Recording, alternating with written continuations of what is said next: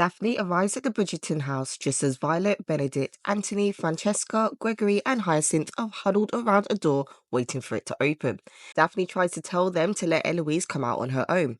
Eloise had asked for more time, which they don't have. They hear something from the other side of the door. Just as he was about to open the door, it's opened from the inside and several maids leave. Eloise is at the door, dressed for her debut. She wants her family not to say anything. Queen Charlotte is talking to Lady Danbury, and she tells her that she wants someone unexpected to turn up this season. She didn't want them to be apathetic. Lady Danbury reminds the Queen that a lady can't be a diamond until the Queen has anointed her as one. Lady Whistledown has been silent since last season, and the Queen wonders if she will return. The Queen also wonders if Lady Whistledown realised taking on the Queen was a bad idea and has decided to stop publishing her articles, or if she's in the country in the off-season and will be back. If that is the case, that would mean she is one of them. Penelope is anxiously waiting by the window. Prudence wants to know if they could appeal and be presented to the Queen again. Philippa doesn't agree as she is betrothed to Mr. Finch. Prudence tells her that he could change his mind, and Mrs. Varley says that it is something that could happen considering there is no dowry. Lady Featherington tells them that could change when the new Lord Featherington finally shows himself. Eloise is shifting uncomfortably in her seat as Daphne provides her tips for her presentation. Francesca tries to cool her off by fanning her.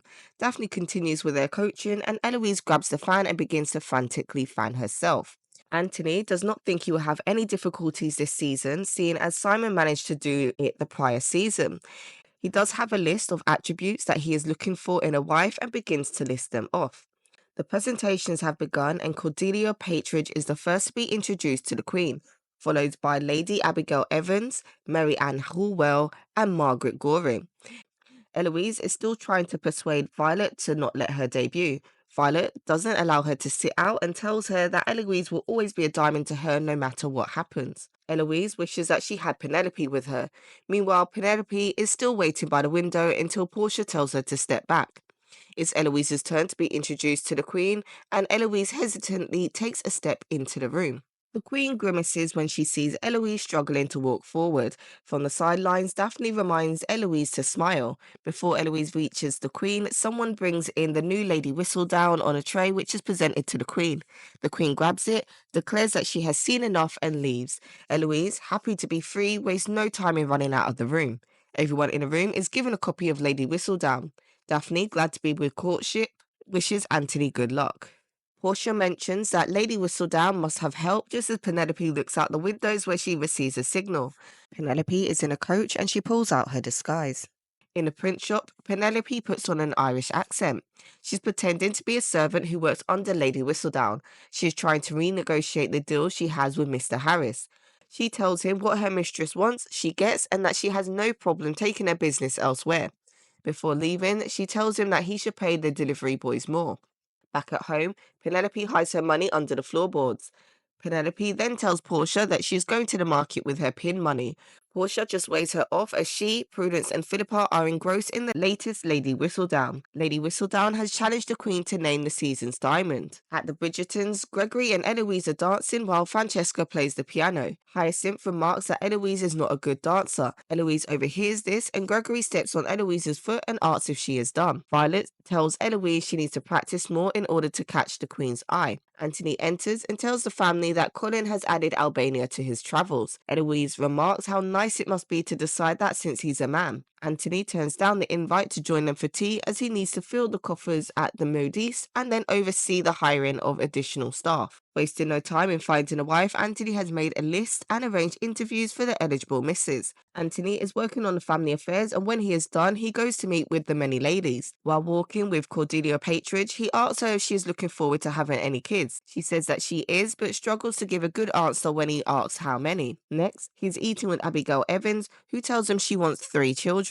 She doesn't have an answer to Anthony's liking when he asks how she would deal with the child that has a spending problem. He continues and scratches names off his list. Anthony tells his servant that Eloise will need a stronger-willed lady's maid than the one she had last now that she is out in society. Anthony is provided with papers that need his signature. Anthony's interviews continue, and he is now with Margaret Goring. She tells him that the harp is a beautiful instrument. He asks her if she reads, and her reactions indicates that she doesn't. Marianne Hallwell tells Anthony that she is fluent in a number of languages, such as French, Italian, and Latin. This doesn't seem to be enough for Anthony, who answers she is fluent in Greek. Anthony's feet is stepped on by Miss Clifton, does apologise, and explains she prefers to quadrille. Miss Eaton tells Anthony that she rides, paints, sings, and dances, as well as divide and multiply, and she makes her own hat. He crosses more names off the list, and between the meetings and work, Anthony visits several sex workers. Out for an early morning ride, Anthony comes across a woman riding astride in the distance. He calls out to her to ask if she's in trouble. When he has no answer, he follows her. She jumps over a fallen log and looks back, and they acknowledge each other. The lady in question is Kate Sharma, although we have not been formally introduced to her. Anthony approaches and asks if she's enjoying her victory lap. She tells Anthony that she didn't mean to cause concern and assures him that she isn't lost and is on her way back to Mayfair. She is perfectly safe and he can pretend that they never saw each other. They are bantering about their race, and Anthony tells her that he knows that she is lost as Mayfair is not straight ahead and is actually behind them.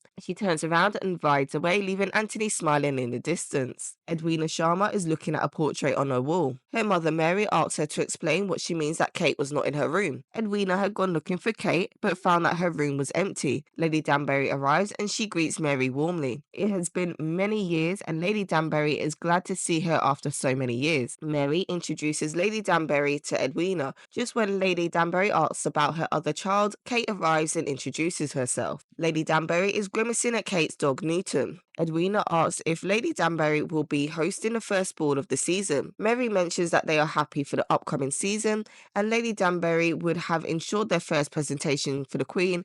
However, she wanted to examine their deportment first. Mary asks if the Queen will be attending the ball. Lady Danbury tells him that there is no cause for concern as they will be with her. She has made arrangements for their lessons and has Kate and Edwina stand so that she can examine them. She was concerned with Kate's age, but Kate tells Lady Danbury that she is not looking for a husband for herself and that she is there for her accomplished sister, who she has instructed herself. Kate tells Lady Danbury that Edwina can speak French, Greek, Latin, Marathi, and Hindustani. She can play multiple instruments and has been taught to dance, so she would not need Lady Danbury to provide any lessons, and Mary tells Kate to take Newton for a walk. Eloise is complaining to Penelope about being forced to find a husband. Penelope buys a quill as they walk. Seeing this, Eloise comments that Penelope has been going through quills quickly. Penelope says that she has been busy with her correspondence. She's been writing to Colin, who has been writing back. Eloise says that she had stopped reading Colin's letters as he likes to ramble and that, unlike her, he has been somewhere. Penelope is surprised as Eloise likes Lady Whistledown, whose latest issue had saved Eloise's presentation to the Queen. Eloise believes that Lady Whistledown is not an active participant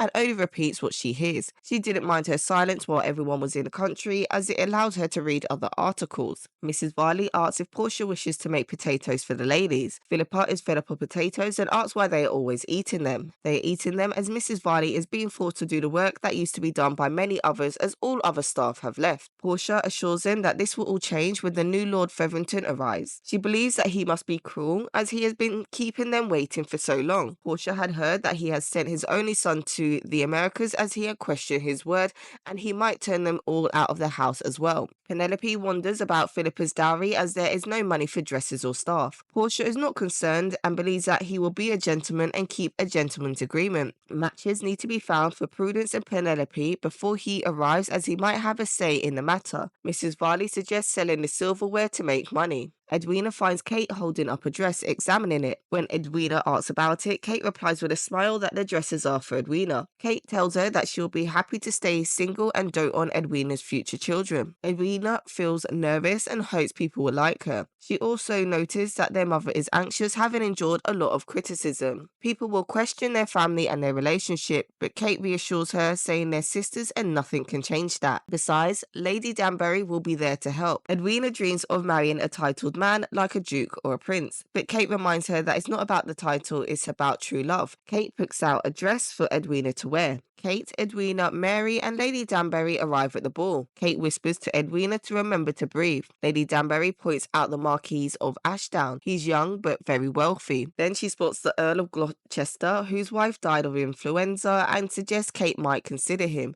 Kate quickly reminds Lady Danbury that she's only interested in finding a match for her sister and not herself. They watch as the Queen arrives.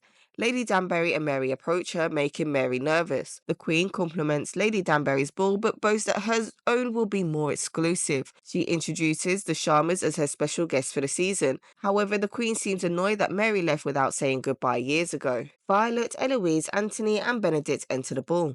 Eloise feels uncomfortable in her dress, but Violet reassures her, saying even Daphne was nervous at first. The Marquise of Ashdown approaches, but Benedict leads Eloise away before he can speak. Anthony isn't impressed with the crowd, and Violet then loudly announces that the viscount is looking for a wife, drawing a crowd of eager ladies looking for a dance. Portia and Lady Cowpart discuss Mary. They're surprised she'll show her face after marrying a mere clerk and moving to India. Cressida asks if there was a scandal, and Lady Cowpart explains Mary was the incomparable of the season but married a common worker who already had a child. Lady Eaton adds that a Maharaja would have been understandable, but not a clerk. They spot Kate and deduce that she's the child in question. The Sheffields never got over the shame. Philippa spots Albion Finch and they rush to him. Mr. and Mrs. Finch then appear and Portia goes to speak to them. They inquire about the new heir and Philippa's dowry. Portia feigns prolonged grief to avoid the conversation. The Finches apologise and promise to discuss it later when she's more settled. Kate notices Anthony surrounded by women, committing to dances. She tells Lady Danbury she recognises him, but Lady Danbury hasn't introduced them, so Kate pretends she was mistaken. Lady Danbury calls Anthony the season's most eligible bachelor. Edwina and Kate agree he's handsome. Lady Cornyn approaches and Lady Danbury introduces him to Edwina. He invites her to dance. Kate gives her a nod of approval and Edwina accepts the invitation. Kate doesn't recall reading about the family, but Lady Danbury says it's unacceptable for a lady not engaged to refuse a dance in London society. Kate realises she has much to learn. Penelope overhears footmen gossiping. Eloise approaches, relieved to be away from the fray. They're interrupted by Lord Stanley, who asks Eloise for the next dance, and Lord Cho offers to fetch her lemonade. Eloise shows them her dance card filled with fake names and pulls Penelope away. Violet then drags Eloise to meet someone. Anthony steps outside and joins Lord Fife, Lord Cho and Lord Stanley. Lord Fife jokes that Anthony being the season's catch gives the rest of them a break from eager mothers. Anthony insists it'll be their turn soon. Unnoticed, Kate listens nearby. His friends suggest marrying the least objectionable woman to return to pleasurable pursuits. Anthony says he's looking for the mother of his children, who must have certain qualities. Kate stubs her toe, drawing his attention. He recognises her and comments he's been wondering when they'll meet again, but he still doesn't know her name. She warns him that even if he finds a suitable woman, she might not accept him. Then she leaves, leaving Anthony stunned. A carriage signals to Penelope, but Eloise interrupts. Eloise is happy they're together, so neither has to be alone. Violet asks Benedict if he's seen Anthony and Eloise. He congratulates them on escaping her. As he walks away, Lady Danbury approaches and Violet compliments her on the lovely ball. Violet is eager to show other mamas how it's done, but Violet's announcement about Anthony riled them up. Kate and Edwina approach, wanting to leave. Mary's already in the carriage. Lady Danbury tries to get them to stay, but Kate is insistent. Penelope says goodnight to her family and pulls out her next report, unable to print it. She tucks it away in her dress and slips out. Penelope urges the driver to go faster. Penelope arrives at the print shop and apologises to Mr. Harris for the delay. She has a new edition that must print before noon. She takes money from the last printing and offers some for his haste. Delays will become more frequent. Penelope smiles as she leaves with the rest of the money. Just as Anthony picks up a programme advertising Sienna's next performance, Lady Whistledown reports on the previous evening's ball. Anthony burns the programme. Lady Whistledown has suggested taking the matter of naming a season diamond in her own hands. The Queen has seen this and refuses to be rushed. She tells Brimsey to bring her a list of the peerage instead of the Lady Whistledown newsletter. Eloise and the Marquise of Ashdown sit on opposite sides of the couch. Eloise is uninterested. Gregory and Hyacinth play marbles on the floor and the Marquise joins them. Eloise asks if she can go read. Lord Fife and Lord Cho leave Edwina. Lord Cho thinks he would make more progress if Kate wasn't in the way. Albion reads Whistledown while the Featheringtons sit. He finds her puns clever and Penelope agrees. Portia tells Mrs. Varley to check the candlestick's worth. Francesca is playing the piano while Violet tells Genevieve how Margaret Goring liked Eloise's dress. Violet has chosen a fabric and hands it to Genevieve. Violet hopes Eloise will enjoy the next ball more if she dances. Eloise knows Anthony danced but didn't have fun. Anthony confirms he can still barely feel his feet. Hyacinth thinks Eloise would make a brilliant diamond and Violet agrees. Maybe the Queen will notice her at the ball. Eloise hates the idea, and as Genevieve leaves, she bumps into Benedict, who didn't know she was back. Benedict asks to see her, but she's too busy. Her art comes first. Anthony asks Benedict if he's still interested in Genevieve. Benedict says apparently not and asks if Anthony found a wife. Anthony leaves to see the solicitor. Violet follows him out and encourages him to get to know the ladies better. He wasn't impressed by any. He's looking for perfection. His wife will be viscountess, responsible for raising his siblings. He wants someone intelligent and beautiful. Violet says his expectations might leave him alone. When Penelope hears a noise, she hides her money under the floorboards. Prudence enters and questions her. Penelope says she was reading, which Prudence finds horrifying. Prudence sees she was writing and grabs it. When Portia enters, Prudence says Penelope was writing to Colin Bridgerton. Penelope defends herself, saying Colin is her friend. Portia sees the books on Penelope's table and asks if they're valuable. Penelope doesn't think so. Portia encourages Penelope to stop wasting time. Colin isn't her friend. Lady Danbury asks Kate if she plans to ride again tomorrow. She knows everything happening in her home. She has a letter from Kate's grandparents, the Sheffields. Kate denies any relation. Lady Danbury is annoyed at Kate's lack of honesty.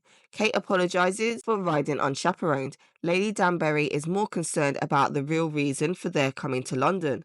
Mary never wanted to return. It was Kate's idea to secure Edwina and Mary's futures. The Sheffields want to control Edwina's marriage since they couldn't control their daughters. Kate helped raise Edwina after their father's death to shield her from their struggles, but their money ran out. They used the last of it to come to London. Mary's parents offered a dowry for Edwina and support for Mary if Edwina marries nobility. They won't accept Kate because she isn't Mary's biological child. Lady Danbury thinks Edwina should know, but Kate wants her to find love without the burden. She asks Lady Danbury to promise not to tell Edwina. The Queen oversees her ball. The Featheringtons bow to her. The Sharmas come next. The Queen hopes they're satisfied. Mary says they are. Lady Danbury sends Kate and Edwina for refreshments and tells the Queen Mary deserves recognition for returning to London to introduce her daughters, especially Edwina. It's her chance to shake up the season. As Violet, Eloise, Benedict and Anthony enter the ball, Benedict asks if there's anyone Anthony hasn't rejected yet. Anthony sarcastically responds, asking if Benedict sees anyone inspiring and states that he will marry whoever is named the Diamond. They make their way to the Queen, who comments on the unfortunate interruption of Eloise's presentation. After Daphne's triumph, she hopes good fortune runs in the family.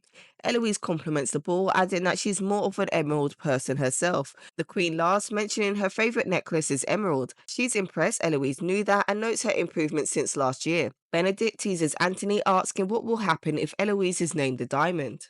Eloise finds Penelope and insists they need to leave, having somehow charmed the Queen. Penelope urges her to calm down. Cressida approaches, speculating if being named the Diamond would mean Eloise will stop associating with Penelope and find better friends. Eloise retorts she'll rather die. Eloise wonders how Penelope endured an entire season with people like Cressida around. Penelope, not sharing her difficulties, says it's not bad being a wallflower.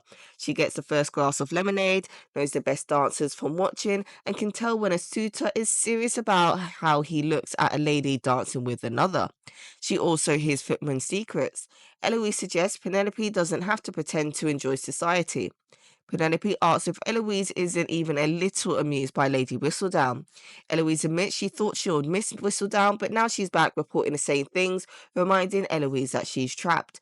People are always watching, comparing her to Daphne, who excelled as the Diamond, making their mother so happy.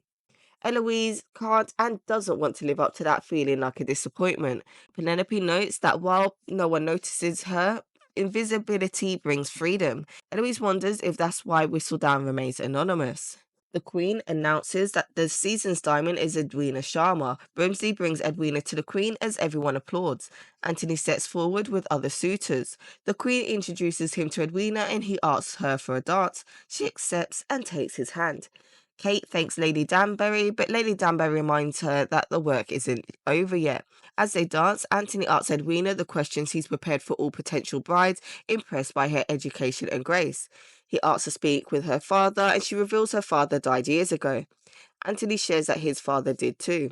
As the song ends, Edwina suggests he'll need her sister's blessing. Lady Danbury and Kate approach and the introductions are made.